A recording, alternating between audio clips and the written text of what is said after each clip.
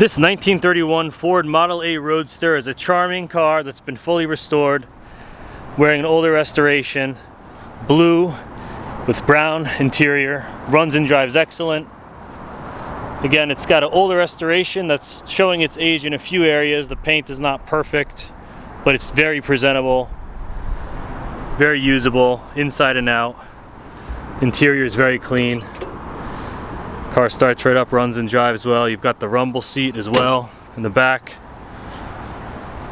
Really a sharp little car. A lot of character.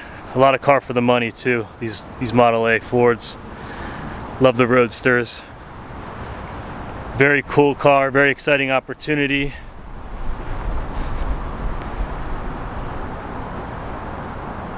All the work is done already.